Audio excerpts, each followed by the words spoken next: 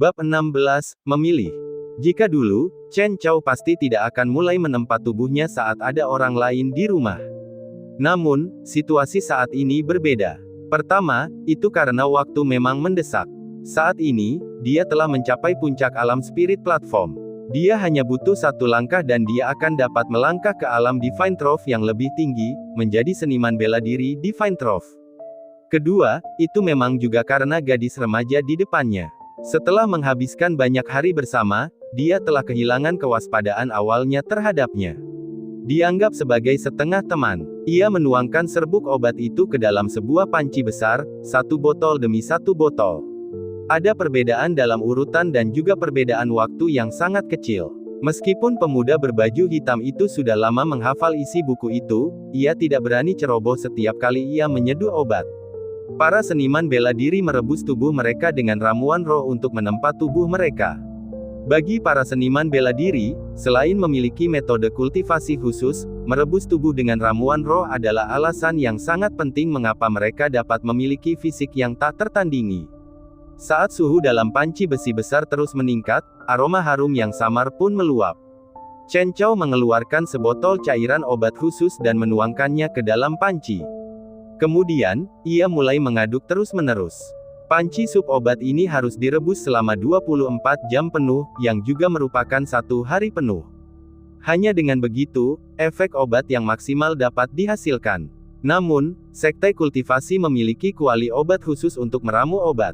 Bahkan kuali obat di pasukan dinasti Liang Agung jauh lebih efektif daripada panci besi besar milik pemuda ini.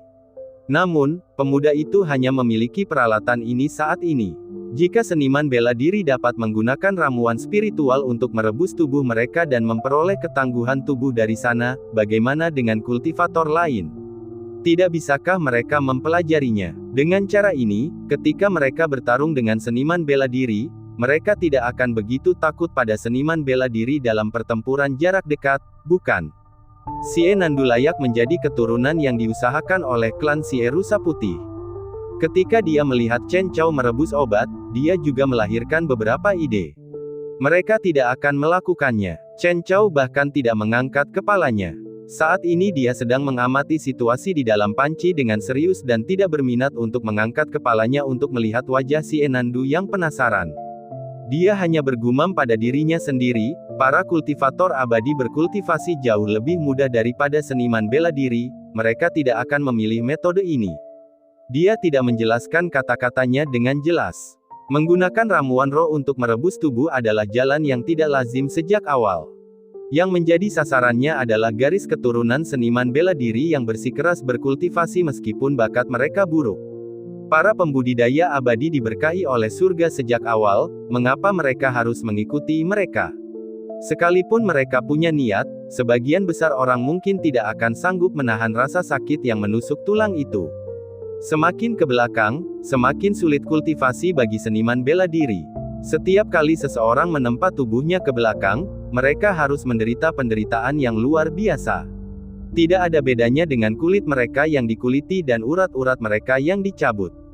Seniman bela diri dipandang rendah oleh orang-orang dan dianggap sebagai rumput liar di ladang. Api mungkin membakar semua tanaman di ladang, tetapi setelah hujan, satu-satunya hal yang masih bisa tumbuh adalah rumput liar. Menyeduh obat adalah pekerjaan yang membosankan, mengaduk terus-menerus, hingga 24 jam berlalu. Chen Chao telah melakukan hal-hal ini lebih dari sekali. Oleh karena itu, dia tidak merasa tidak puas. Dia hanya diam-diam memperhatikan panci besi besar, perlahan-lahan mengaduk sup obat dalam panci besi. Xie Nandu memperhatikan selama sekitar 1 jam dan akhirnya merasa bosan, jadi dia keluar sendiri. Memindahkan kursi tua itu, dia duduk di pintu dan memandangi salju. Kamu tidak perlu melakukan ini. Bahkan jika benar-benar terjadi kecelakaan, apa yang bisa kamu lakukan? Chen Chao tahu apa yang dipikirkan gadis muda itu tanpa melihat ke arah pintu. Jangan terlalu sentimental, aku takut kamu akan mati. Siapa yang akan melindungiku setelah ini? Wajah mungil Xie Nandu memerah sedikit. Hanya saja, pemuda berbaju hitam di dalam rumah itu ditakdirkan untuk tidak melihatnya. Setelah apa? Chen Chao tidak bertanya dan tentu saja tidak mungkin bagi Xie Nandu untuk mengambil inisiatif menjelaskannya juga. Gadis muda ini hanya memandangi salju yang tampaknya tak berujung di halaman dan tidak mengatakan apapun. Saat ini dia tenang bagaikan bunga pir. Selesai. Setelah mendidih selama sehari semalam, sudah 24 jam penuh. Sup obat dalam panci besi besar sudah berubah menjadi warna hitam pekat. Sangat kental dan aromanya juga hilang sama sekali. Kelihatannya tidak enak. Chen Chao menyendok sup obat dari panci besi dan menuangkannya ke dalam ember kayu besar. Baru setelah itu, ia melepaskan baju hitam di tubuhnya, memperlihatkan tubuh bagian atas yang penuh bekas luka. Itu semua adalah bekas luka yang tertinggal dari pertemuannya dengan setan di dekatnya selama beberapa tahun ini. Sebenarnya, tubuh Chen Chao tidak terlihat begitu kuat. Bahkan, sekilas terlihat sedikit kurus. Namun pada kenyataannya, hanya ketika ia melepaskan bajunya dan memperlihatkan seluruh tubuhnya, orang dapat melihat garis-garis yang hampir sempurna pada tubuh yang tersembunyi di balik baju hitamnya. Energi darahnya yang melimpah jauh melampaui seniman bela diri rata-rata di wilayahnya. Ia tampak seperti binatang buas berwujud manusia. Setiap inci tubuhnya menyimpan energi yang luar biasa. Kalau saja ada seorang profesional yang hadir, mereka akan tahu bahwa alam platform roh pemuda ini telah ditempa hampir sempurna hanya dengan sekali pandang. Ads by Pub Future. Perlu diketahui, pemuda ini tidak memiliki pil obat untuk membantunya. Obat-obatan spiritual yang dibelinya juga bukanlah obat yang paling luar biasa. Untuk dapat meredakannya sampai tingkat ini, satu-satunya kemungkinan adalah ia menahan penderitaan yang luar biasa dan berendam dalam sup obat selama mungkin. Hanya dengan begitu, ia dapat memperoleh hasil terbaik dalam keadaan di mana kualitas obat-obatan spiritual tidak memadai. Ketika memasuki ember kayu, Chen Chao tidak berekspresi. Namun, ketika seluruh tubuhnya dari leher ke bawah mulai terendam dalam sup obat, butiran-butiran keringat halus yang tak terhitung jumlahnya mulai merembes keluar perlahan-lahan. Tidak ada yang disebut kemajuan bertahap saat melunakkan tubuh, itu akan menjadi rasa sakit yang menusuk hati sejak awal. Terlebih lagi, setiap kali dia mengolah tubuhnya, rasanya pasti lebih sakit dari sebelumnya. Bahkan untuk seseorang seperti Chen Chao, ekspresinya juga tidak dapat menahan diri untuk berubah menjadi jelek setelah bertahan selama setengah jam. Saat ini ada tetesan keringat besar yang mengalir di dahinya tanpa henti. Setiap inci dari seluruh wajahnya tampak mengerahkan kekuatan. Adapun tubuh yang basah kuyup dalam air, itu sudah benar-benar tegak saat ini. Setiap otot di tubuhnya sudah menegang saat ini.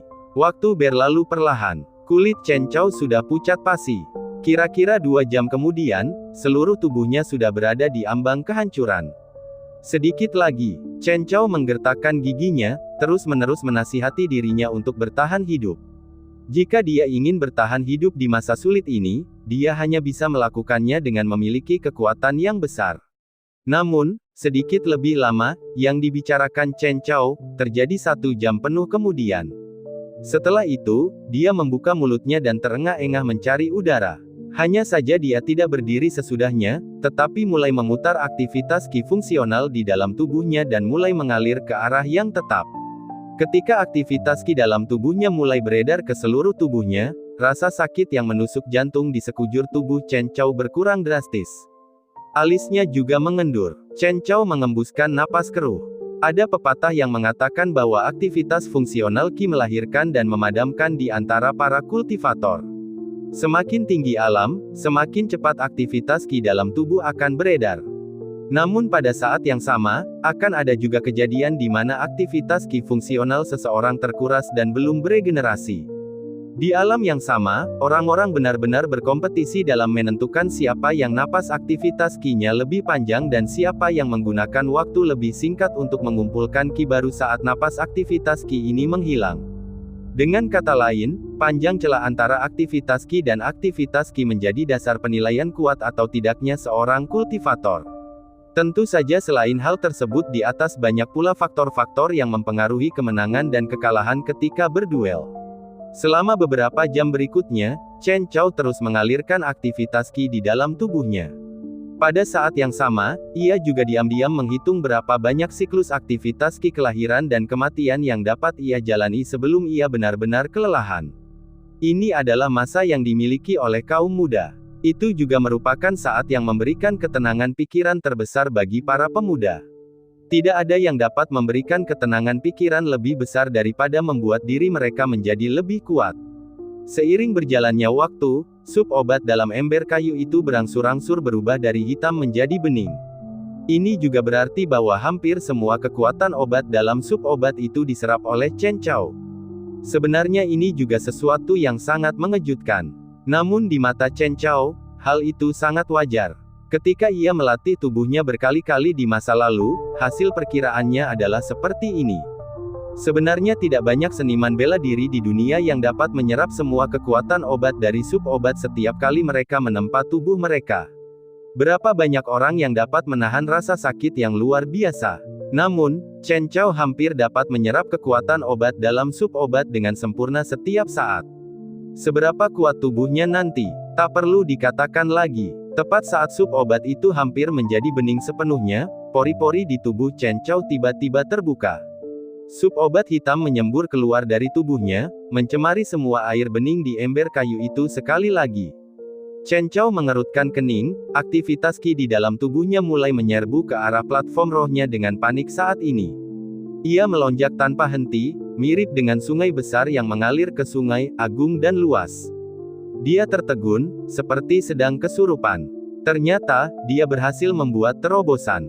Dari spirit platform ke Divine Trove, dia tahu bahwa terobosannya sudah dekat. Namun, perkiraan optimisnya adalah bahwa dia masih membutuhkan 3 hingga 5 kali tempering sebelum itu mungkin terjadi. Namun, dia tidak menyangka akan tiba di depan pintu setelah hanya sekali. Karena dia sudah tiba di pintu, Chen Chao tidak ragu lagi. Dia segera mengendalikan aliran aktivitas Qi yang muncul dari udara tipis di tubuhnya dan menyerang platform roh. Menjadi seniman bela diri Divine Trove hari ini. Xie Nandu yang selama ini menjaga pintu depan Chen Chao juga sedang tidur siang. Dia sudah lama memindahkan kompor di depannya dan dia juga mengenakan pakaian katun tebal milik Chen Chao. Sesaat kemudian, dia tiba-tiba membuka matanya dan duduk tegak. Pada suatu saat, seorang pria parubaya yang tersenyum muncul di koridor. Pria itu mengenakan jubah katun putih, ekspresinya tenang. Hanya saja kalimat berikutnya yang diucapkannya langsung membuat Xie Nandu mengernyitkan alisnya. Keluarga telah menerima surat yang dikirim Nona ke ibu kota ilahi. Tepat ketika Xie Nandu tiba di Kabupaten Tianxing, dia menghabiskan beberapa keping mata uang emas langit untuk mengirim surat ke klan Xie ibu kota ilahi. Faktanya, jauh sebelum itu, klan Xie Rusa Putih dan klan Xie ibu kota ilahi telah membuat kesepakatan. Klan Xie Rusa Putih akan mengirim Xie Nandu ke Kabupaten Tianxing dan klan Xie ibu kota ilahi akan membawa Xie Nandu ke utara menuju ibu kota ilahi. Namun rangkaian kejadian yang terjadi setelah itu sudah cukup untuk membuktikan dua hal. Pertama, klan Xie ibu kota ilahi sedang mempertimbangkan apakah Xie Nandu layak untuk mendapatkan pendidikan tinggi mereka atau tidak. Yang kedua adalah bahwa klan Xie ibu kota ilahi juga memiliki orang-orang yang tidak menginginkan Xie Nandu datang ke ibu kota ilahi. Di bawah masalah pertama, para petinggi klan Xie ibu kota ilahi mempertahankan persetujuan diam-diam untuk masalah kedua. Itu juga salah satu cara mereka untuk menguji Xie Nandu. Mengenai kapan surat itu sampai di ibu kota ilahi, dan apakah surat itu bisa dibaca atau tidak oleh para petinggi, sebenarnya hal itu tidaklah penting. Hasil tes adalah yang paling penting. Melihat Xie Nandu tidak berbicara, pria parubaya itu tersenyum tipis dan berkata, "Nama keluarga saya Xie, nama pemberian saya Boan. Saya dianggap sebagai paman Nona dari klan yang sama.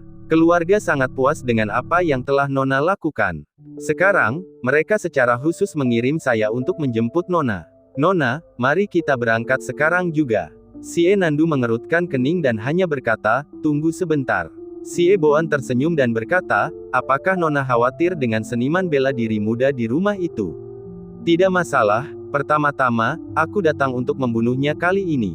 Mendengar ini, Xie Nandu sudah sangat tidak senang di dalam hatinya, tetapi dia masih bertanya dengan tenang, "Kenapa?" Xie Boan berkata dengan acuh tak acuh, "Identitas macam apa yang dimiliki Nona? Bagaimana Anda bisa memiliki hubungan dengan orang seperti itu? Apakah ini keputusan ibu kota ilahi?" Xie Nandu menatap pria parubaya yang tampak lunak ini, wajahnya penuh dengan kedinginan. Xie Boan tersenyum tipis dan berkata, "Tentu saja. Namun, ibu kota ilahi memberi Nona pilihan. Jika Anda memilih untuk melepaskan pemuda ini, Nona bisa berangkat dan kembali ke White Deer. Tidak perlu lagi pergi ke ibu kota ilahi. Arti perkataannya adalah jika dia ingin pergi ke ibu kota ilahi, Chen Chao harus dibunuh. Xie Nandu bertanya, ada apa dengan logika ini? Chen Chao menyelamatkan hidupnya. Agaknya, mereka tidak akan menyadarinya. Klan Xie di ibu kota ilahi menolak untuk melihat alasan. Xie Nandu sedikit kecewa. Mungkinkah setelah bertahun-tahun berlalu, klan Xie ibu kota ilahi dan klan Xie Rusa Putih tidak lagi memiliki kesamaan? Atau apakah klan Xie Rusa Putih yang telah mengetahuinya selama bertahun-tahun juga salah? Mereka memiliki temperamen dan watak yang sama dengan klan Xie ibu kota ilahi. Xie Boan tidak peduli dengan hal-hal lain, dia hanya bertanya, bagaimana Anda memilih, Nona? Xie Nandu mengangkat alisnya dan hendak membuka mulut. Namun tak lama kemudian, terdengar suara lain di koridor, tidak perlu memilih.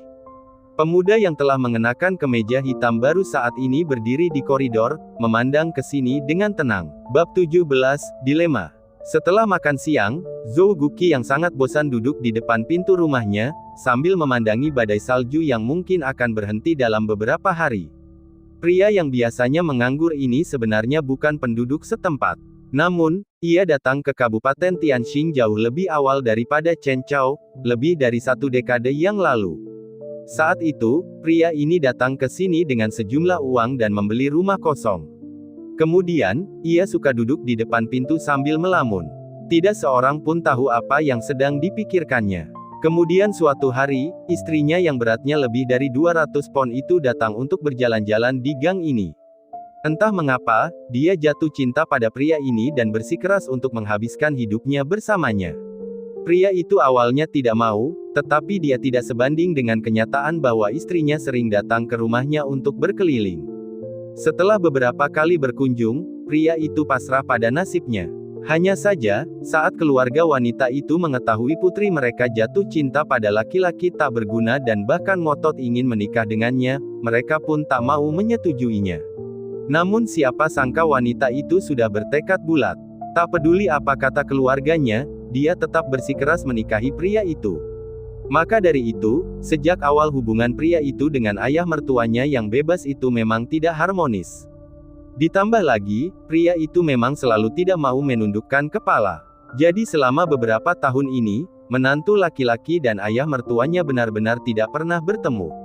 Meskipun beberapa hari yang lalu ayah mertuanya berulang tahun, pria itu tidak turut berkunjung. Pria itu sedang menguap di depan pintu rumahnya ketika sebuah sosok muncul di kejauhan. Seorang pria kurus sedang melihat ke sekeliling di kejauhan. Kemudian, dia datang dengan senyum lebar dan duduk di sebelah Zhou Guqi, sambil menghela napas panjang lega. Zhou Guqi meliriknya dan melihat bahwa dia membawa 2 botol minuman keras. Baru kemudian, dia tersenyum sambil mengulurkan tangannya, seperti yang diharapkan dari saudaraku. Pria kurus itu menyerahkan sebotol anggur kualitas rendah yang harganya tidak lebih dari beberapa keping mata uang umum Great Liang. Dia langsung membuka mulutnya dan berkata, "Bro, istrimu sepertinya pergi ke sekolah swasta untuk mencari pria lagi." Zhou Guqi sama sekali tidak peduli saat dia meneguk anggurnya, jika dia sedang melihat, maka dia sedang melihat. Seberapa pentingkah itu? Pria kurus itu terkejut. Setelah ragu-ragu sejenak, dia berkata dengan hati-hati, "Saya melihat kakak ipar itu sepertinya memegang tangan pria itu dan tidak melepaskannya. Pria itu pasti tampan. Istriku pasti bisa menahannya jika dia terlihat biasa saja." Zhou Guqi meminum anggurnya dan menggosok tangannya. Pria kurus itu menatap Zhou Guqi sebelum berbisik, "Itu Tuan Chen." Mendengar ini, Zhou Guqi langsung berdiri, sedikit marah. Ketika lelaki kurus itu melihat keadaan itu, dia segera menarik ujung pakaian Zhou Guqi, wajahnya penuh kekhawatiran. Meskipun Tuan Chen adalah guru privat, ia ahli dalam 6 seni, seorang intelektual sejati. Jika mereka benar-benar bertarung, Zhou Guqi di depannya mungkin tidak akan sebanding. Catatan TL, seorang pria sejati dikatakan unggul dalam 6 seni, ritual, musik, panahan, berkuda, kaligrafi, dan matematika. Karena mereka mengasah pikiran dan tubuh, mereka juga harus bugar. Zhou Guqi mendengus dingin. Ia duduk kembali dan berkata dengan kesal, "Dia bisa saja memegang tangan orang lain, mengapa harus dia?" Lelaki kurus itu tertawa menjilat dan berbisik, "Bro, jangan marah, jangan marah." Kenyataannya, lelaki kurus itu juga tidak tahu mengapa kakak laki-lakinya ini tampak mampu bersikap tenang terhadap siapapun, kecuali dua pengecualian. Yang pertama adalah sipir muda yang tinggal di seberang. Setiap kali keduanya bertemu, pertengkaran tidak dapat dihindari. Yang lainnya adalah Tuan Chen dari sekolah swasta itu. Setiap kali melihatnya, kakak laki-lakinya akan memasang wajah muram. Setelah minum setengah botol anggur, alkoholnya mulai bekerja dan lelaki kurus itu berhenti terlalu memperhatikan perkataannya. Segala macam hal acak keluar dari mulut mereka. "Bro, kita ini pria bertubuh kekar setinggi 6 kaki. Dipukuli istrimu seharian, apa yang kau pikirkan? Apa yang sedang kupikirkan? Ayahmu tidak memikirkannya. Ayahmu tidak akan mati hanya karena beberapa pukulan, apa gunanya menawar-nawar soal ini? Pria tidak seharusnya seperti ini. Kalau aku di rumah, kalau istriku berbuat salah, aku akan menamparnya dengan keras.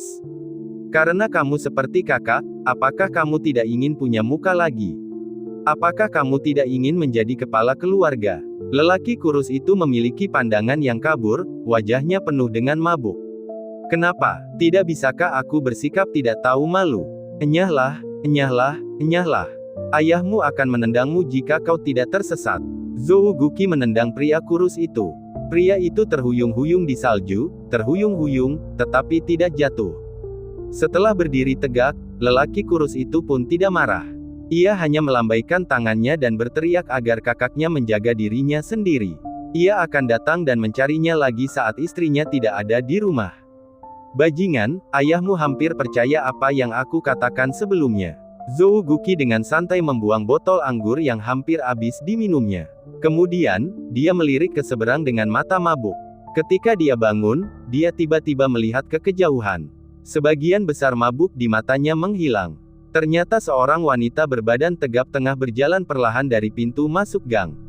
Pria itu menjatuhkan pantatnya ke bawah dan mendesah kesakitan, "Sudah berakhir."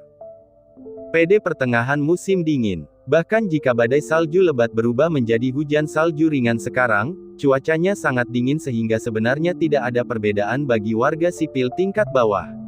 Mereka yang tidak dapat melewati musim dingin ini tetap tidak dapat bertahan hidup di musim dingin ini. Saat ini, di sepanjang jalan di Kabupaten Tianxing, terdapat banyak pedagang yang menjual arang. Mereka juga tidak memiliki kios, mereka hanya meletakkan sepotong kain di tanah dan menaruh arang di atasnya. Kemudian mereka meletakkan sepotong kain lagi di atasnya untuk melindunginya dari salju dan angin. Para pedagang yang mengenakan pakaian katun yang tidak terlalu tebal itu sudah tidak kuat lagi menjajakan dagangannya saat ini. Mereka hanya memandang beberapa pejalan kaki di jalan dengan wajah penuh harap. Ada kereta kuda yang tampak biasa saja, tetapi ada lebih dari satu ekor kuda yang menarik kereta itu. Ada 2 ekor kuda yang tinggi dan bagus dengan tubuh yang kekar, bulunya seperti sutra dan satin. Sekali lihat saja, jelaslah bahwa mereka bukan kuda biasa. Kereta kuda itu perlahan melaju dari ujung jalan yang panjang itu, mendarat di mata banyak pedagang kaki lima di kedua sisi jalan. Para pedagang kaki lima itu segera bersemangat. Namun sesaat kemudian, pandangan mereka meredup. Mereka sangat jelas bahwa keluarga kaya seperti ini telah lama menyiapkan arang untuk bertahan selama musim dingin. Mengapa mereka masih membeli arang mereka saat ini? Kecuali, kereta kuda itu berhenti tidak jauh di depan para pedagang asongan itu. Pemuda yang mengemudikan kereta itu melompat turun dan menghampiri, sambil berkata bahwa ia ingin membeli semua arang di jalan ini. Para pedagang asongan itu mengucapkan terima kasih satu demi satu, sangat gelisah. Ini mungkin tampak seperti jumlah arang yang sedikit, tetapi mungkin itulah satu-satunya kemungkinan bagi mereka untuk bertahan hidup di musim dingin ini. Setelah membayar, pemuda itu mengemas arang tersebut ke dalam sebuah kantung kain besar yang terbuat dari beberapa potong kain perca, dan membawanya ke kereta kuda. Hanya saja, saat hampir mencapai kereta kuda, tangannya sudah kosong. Melompat ke depan kereta lagi, pemuda itu mengambil kendali sebelum menoleh untuk melihat kereta dan bertanya dengan lembut, "Tuan Lin, si Eboan seharusnya sudah tiba. Haruskah kita bergegas?" Saat ini, hanya ada seorang pria parubaya kurus di dalam kereta. Dia masih mengenakan jubah panjang berwarna biru di tengah musim dingin. Saat ini, dia sedang duduk tegak di dalam kereta dengan sebuah buku di tangannya. Sambil membolak-balik buku tua itu, pria parubaya yang dipanggil Tuan Lin itu berkata dengan tenang, tidak perlu terburu-buru. Meskipun pilihan Si Eboan tidak memiliki logika di baliknya, aku ingin melihat bagaimana keturunan klan Si White Deer yang paling menonjol di generasi ini akan memilih. Ini dianggap sebagai ujian terakhir kita baginya. Namun, pemuda itu mengerutkan kening saat mendengar ini dan berkata, Si Eboan menggunakan panji klan Sie kita pada akhirnya bukanlah hal yang baik. Jika orang itu kecewa dengan klan Sie ibu kota ilahi kita dan berbalik untuk kembali ke kuil leluhur rusa putih, apa yang harus kita lakukan? Tuan Lin tersenyum tipis dan berkata, Bo Yue, klan Sie kita tidak sebaik yang kamu bayangkan. Klan ini juga tidak seburuk yang kamu kira. Klan keluarga besar membutuhkan angin sepoi-sepoi yang menyegarkan dan juga bulan yang cerah. Namun, tidak peduli seberapa cemerlangnya bintang-bintang, akan selalu ada tempat yang tidak dapat diterangi. Orang-orang seperti Si Eboan pada dasarnya adalah sampah. Namun, sebelum berurusan dengannya, bukan berarti kita tidak dapat memanfaatkannya untuk melakukan tindakan tertentu. Pemuda yang bernama Bo Yue itu menganggukkan kepalanya dan berpikir keras sambil berkata, kalau begitu, kita masih harus menyelamatkan sipir muda itu, kan? Tuan Lin mengangguk dan berkata dengan tenang, tentu saja. Tidak peduli bagaimana orang itu memilih, dia memang tidak bersalah. Dia juga telah menyelamatkan nyawa orang itu sebelumnya. Kita tentu tidak bisa hanya melihatnya mati begitu saja. Mengerti, Tuan? Hanya saja, tidak tahu bagaimana orang itu akan memilih. Pemuda itu sedikit penasaran. Tuan Lin menggelengkan kepalanya dan berkata, sebenarnya, pilihan ini sendiri salah, jadi tidak ada jawabannya juga. Tidak peduli bagaimana orang itu memilih, kesan yang akan diberikannya kepada orang-orang penting di klan Sie kita tidak akan terlalu baik. Pemuda itu berkata, mungkin mereka sudah lama mengetahui hal ini, itulah sebabnya ada langkah untuk membuat orang itu terjerumus ke dalam dilema. Pada saat itu, bahkan jika dia pergi ke ibu kota ilahi, dia tidak akan menimbulkan ancaman sebesar sebelumnya. Tuan Lin menganggukkan kepalanya dengan puas. Sambil menatap pemuda ini, dia berkata dengan rasa puas, anakku, kamu bisa diajari. Bab 18, Pertarungan Sengit. Situasi tenang di koridor itu tidak berlangsung lama.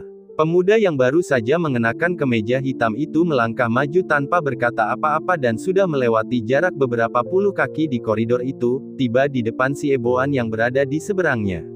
Tangan kanannya mengepal dan aktivitas ki-nya melonjak. Dalam sekejap, tinjunya sudah menghantam dengan kejam ke arah pria parubaya yang datang dengan niat jahat itu.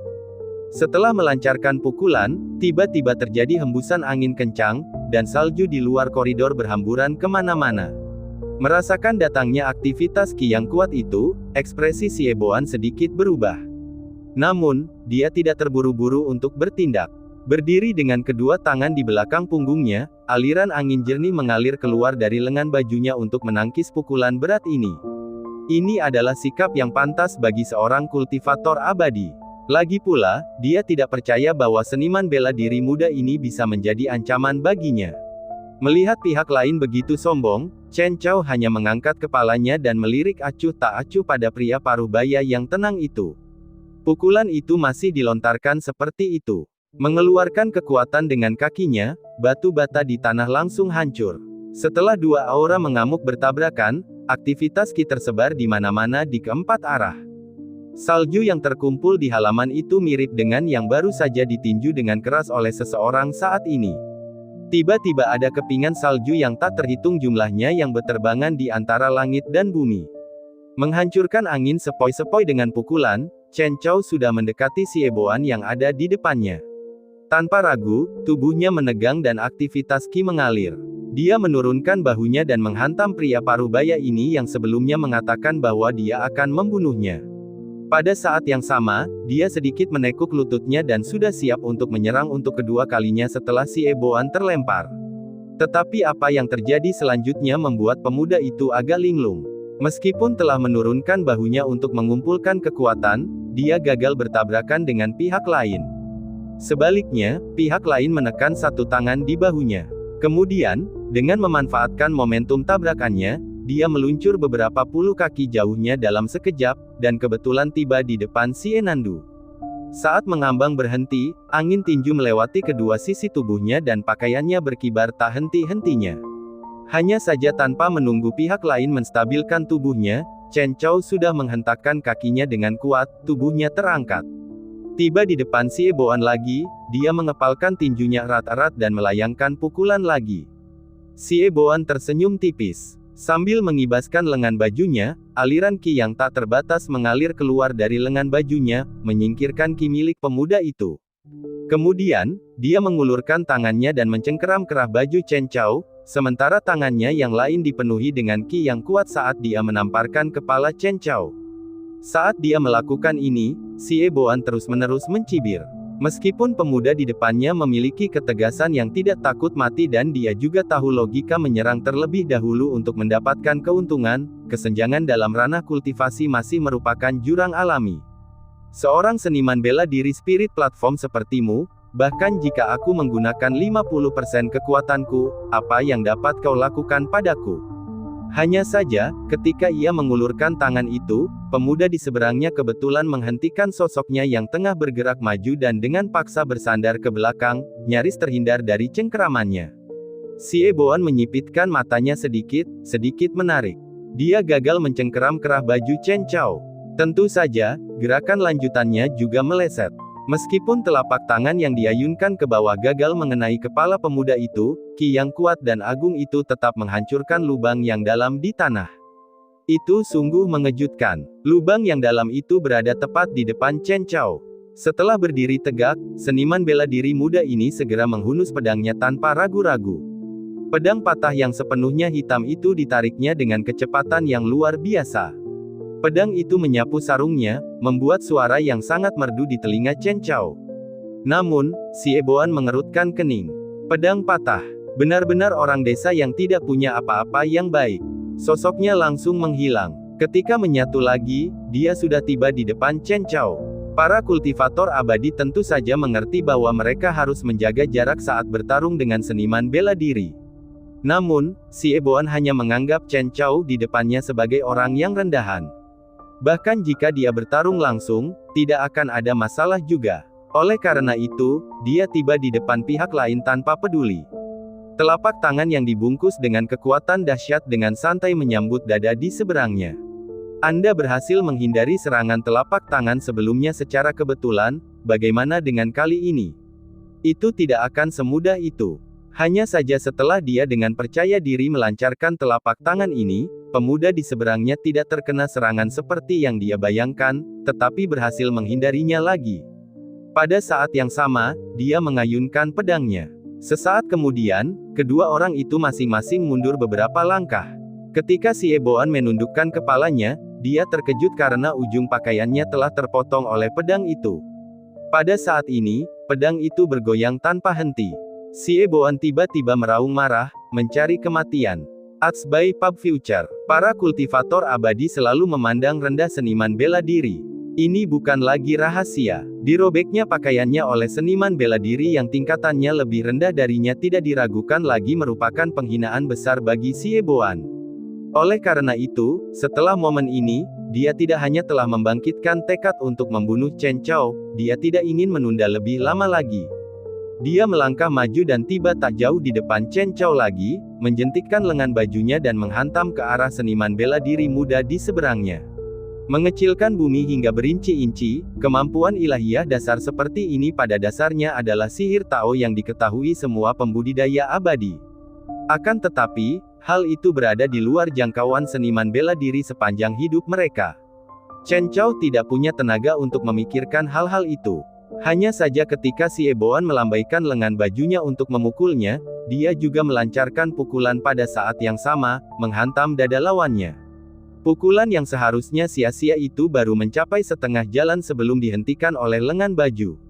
Pukulan yang membawa kekuatan seperti petir itu hanya membuat tubuh lawan bergoyang, sementara dia sendiri terlempar ke belakang, jatuh ke halaman.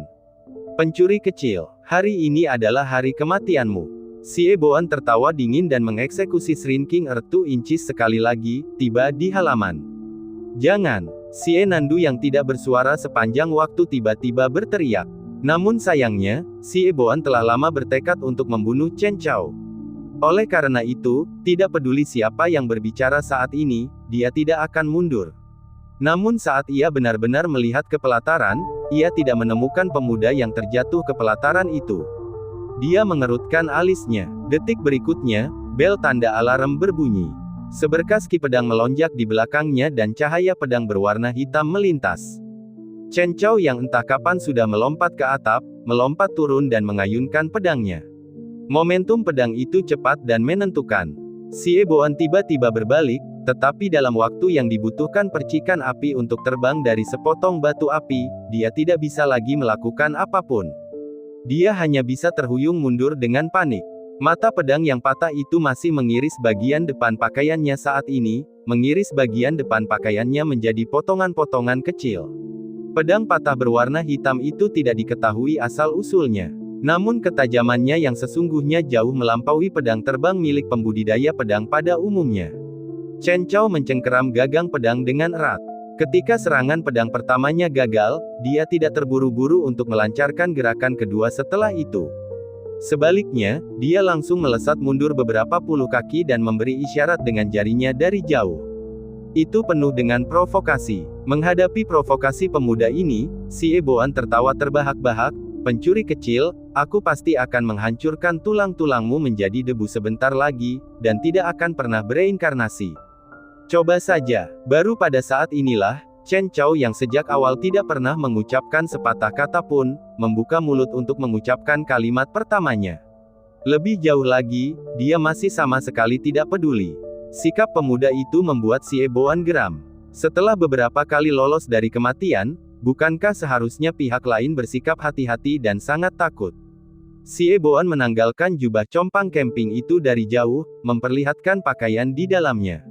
Kenyataannya, dia yang tidak terluka sejak awal pertempuran hingga sekarang masih dalam posisi yang menguntungkan. Kemenangan seharusnya sudah dalam genggamannya. Namun beberapa serangan yang tak pernah gagal memberinya hasil yang diinginkannya. Bagaimana ini bisa diterima olehnya, seorang kultivator abadi Divine Trove? Hatinya saat ini terbakar oleh amarah yang jarang terlihat sepanjang hidupnya. Kecuali, ketika dia memandang pemuda di seberangnya, dia benar-benar menemukan bahwa pemuda itu masih memiliki ekspresi yang sama sekali tidak peduli. Apakah kau benar-benar berpikir aku tidak bisa mencabik-cabik mayatmu, kau seniman bela diri Spirit Platform? Di halaman kecil itu, aktivitas Ki langsung melonjak. Xie Boan melangkah keluar, dan tong air di halaman yang penuh dengan air berlumut tiba-tiba pecah. Namun, air di dalamnya tidak berhamburan kemana-mana. Sebaliknya, air itu melayang ke udara dengan aneh, seperti sungai yang mengalir. Para kultivator abadi memiliki sihir Tao yang beragam, metode mereka sangat beragam. Ini bukanlah sesuatu yang baru. Chen Chao yang melihat pemandangan ini bersikap acuh tak acuh. Detik berikutnya, sungai mengalir menuju Chen Chao. Pedang patah di tangan Chen Chao memancarkan seberkas cahaya pedang, membelah sungai ini. Air jernih jatuh ke tanah dan memercik ke segala arah. Setelah membelah sungai itu, Chen Chao segera berlari cepat menuju Xie Boan. Seniman bela diri muda yang selalu bertarung dengan iblis-iblis itu bertahun-tahun lalu ini menunjukkan tekad yang tak tertandingi saat ini. Bahkan ketika menghadapi aliran tipu daya yang tak ada habisnya dari pihak lain, dia tetap berkepala dingin. Setelah menghindari apa yang disebut cara pasti membunuh dari pihak lain satu persatu, dia masih menari-nari di sekitar Xie Boan. Adegan ini membuat ekspresi Xie Boan menjadi sangat buruk. Dia tidak peduli saat ini. Dia hanya ingin membunuh anak muda di depannya secepat mungkin. Namun sayang, pemuda berpakaian hitam di depannya bagaikan ikan loah yang paling licik dari awal hingga akhir. Setiap kali Xie Boan merasa bahwa ia pasti dapat menangkap pihak lain dan dengan mudah menghancurkannya hingga mati, pihak lain akan menghindari gerakan mematikannya berkali-kali. Mengulang siklus ini beberapa kali, kesabaran Xie Boan juga benar-benar kering. Setelah berhenti, Xie Boan menatap pemuda berpakaian hitam yang tidak jauh dengan sepasang mata yang rumit. Mengabaikan tingkatan alam pemuda ini, hanya ketenangan yang jarang terlihat selama pertempuran besar sudah cukup untuk memperlebar jurang antara dia dan rekan-rekannya seperti jurang alami. Dia sedikit mengernyit. Xie Boan berdiri di halaman dengan kedua tangan terangkat. Aura agung terus mengalir keluar dari pakaiannya. Aliran aktivitas Ki yang satu demi satu mengaduk langit dan bumi di sekitar halaman kecil itu, menyegel langit dan bumi. Lalu, seluruh halaman mulai bergetar tanpa henti. Sambil melompat, pemuda berpakaian hitam yang muncul kembali di atap perlahan-lahan berdiri. Kemudian, halaman kecil itu anehnya berhenti bergetar. Langit dan bumi tampaknya telah kembali tenang. Chen Chao hanya menatap Xie Boan yang berdiri di halaman dan berkata dengan tenang, "Apakah kamu mencoba menghancurkan rumahku?" Tanpa menunggu Xie Boan berbicara, pemuda itu melanjutkan perkataannya sendiri, "Kalau begitu, saatnya bagimu untuk mati." Mendengar ini, ekspresi Xie Boan berubah gelap dan sudah sangat jelek. Pemuda itu melompat turun sekali lagi. Aura Xie Boan melonjak, bersiap menghadapi segalanya. Akan tetapi, sebuah pikiran yang tak masuk akal tiba-tiba muncul dalam benak kultivator abadi Divine Trove ini, yang selalu mengira bahwa ia akan membunuh pemuda yang ada di hadapannya dalam pertempuran ini. Sekilas kepanikan tiba-tiba muncul di matanya, "Kau bukan dari alam platform roh."